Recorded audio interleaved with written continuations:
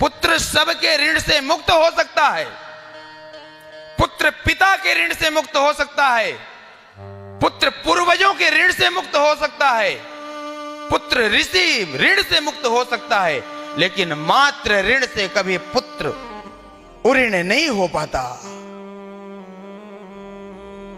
इसलिए भैया सब कुछ छोड़ देना, सब कुछ भूल जाना, लेकिन माता पिता की सेवा को मत छोड़ना। यदि माता पिता की सेवा को आपने छोड़ दिया, आपको वो ठीक नहीं लगने लगे, उनके साथ आपकी व्यवस्था नहीं जमने लगी, तो समझ लेना हमारे पतन का कारण यहीं से प्रारंभ हो गया। एक फ्लैट नहीं 10 फ्लैट लेकर के दे दो मां को, एक आश्रम में नहीं 10 आश्रम में जाकर के मां को रख दो, पिताजी को रख दो। 1000 नहीं 50,000 रुपए महीना उनको देने लगो, फिर भी आपको सुख नहीं मिलेगा, शांति नहीं मिलेगी। उन्हें कुछ नहीं चाहिए आपके मीठे शब्द के अलावा। कल तक वो मां के बगैर एक पल आप नहीं रह सकते थे, आज जब उस मां को जरूरत है आपकी, तो अब आप मां के साथ नहीं रह सकते। पापनी तो थी ये, लेकिन काम इसने मां का किया है, इसलिए गोविंद जो आगे यशोदा को मुक्ति प्रदान करेंगे, वो आज पूतना को प्रदान किए। सज्जनों, संत कहते हैं कि ये पूतना कोई और नहीं है, ये महाराज बलि की बहन है। जिस समय बामन भगवान का रूप का दर्शन किया, तो इस समय बलि की बहन ने मन में विचार किया कि ये मेरा पुत्र होता तो इसको मैं स्तनपान कराती। लेकिन जिस समय बामन भगवान विराट रूप धारण किया, तो उस समय भी ये मन में विचार लाई, यदि ये मेरा पुत्र होता तो इसे जहर पिला करके मार डालती। भगवान ने कहा, तुम्हारी दोनों कामनाओं की पूर्ति मैं करूंगा, चिंता मत करो। स्तन भी पान कराई और विष भी पान किया, भगवान ने उसे उद्धार किया। 7 दिन 7 रात्रि की आयु भगवान की हुई और पूतना का अंत कर दिया। आज के बच्चे में है सामर्थ्य कि अपने शरीर को संभाल ले। कहते तो बहुत प्रश्न हैं कि भगवान कृष्ण ने जो किया है तो हम भी तो कर ही सकते हैं, करो। इधर माताएं कृष्ण को जैसे उस राक्षसी के शरीर से नीचे उतारा गया और लेकर आई, तो कहां लेके गई? सीधे गौशाला लेकर के गई। गौशाला ले जाकर के गोमूत्र से सिंचन करी। और ये बात ध्यान में रख लो, छोटे बच्चे को यदि नजर लग गई हो, नजर ठीक ना होती हो, गौशाला ले जाओ और गो पूछ से झाड़ा लगा दो। कोई मंत्र तंत्र पढ़ने की आवश्यकता नहीं है।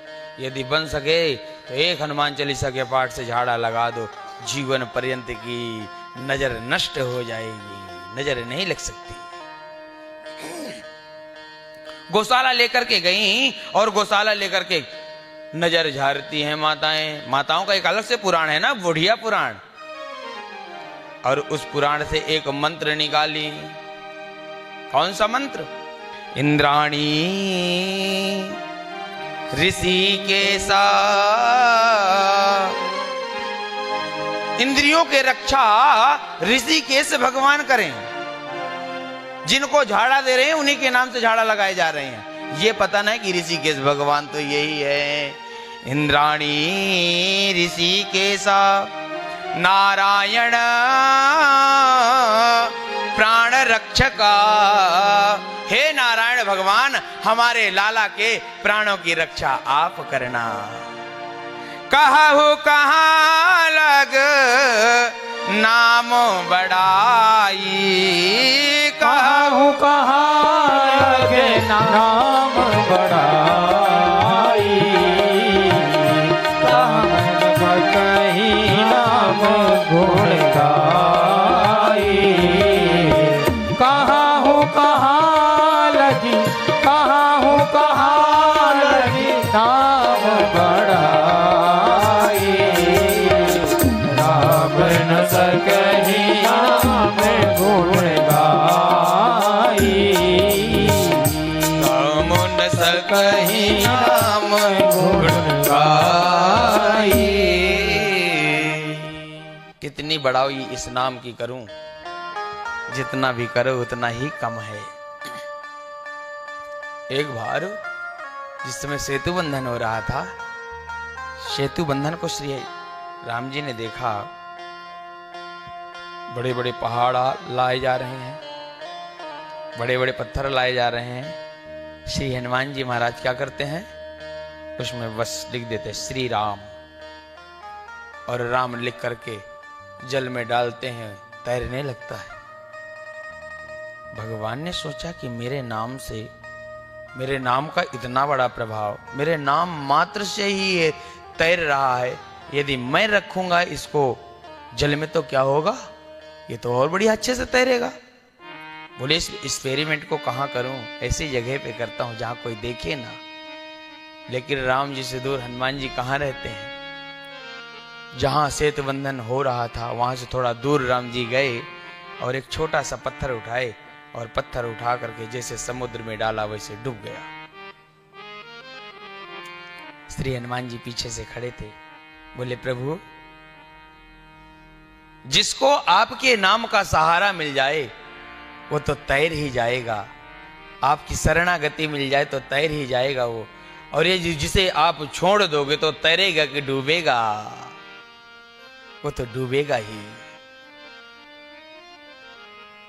सज्जनों, भगवत नाम का सहारा यदि हमारे जीवन में है, इस कली रूपी समुद्र से हम पार ही हो जाएंगे। यदि इसका सहारा नहीं है, अहंकार के साये पे जी रहे हैं, तो डूबना ही है। इधर नंद बाबा आए, नंद बाबा जैसे आते हैं, नंद बाबा को पता चला, बड़ा पश्चाताप किए।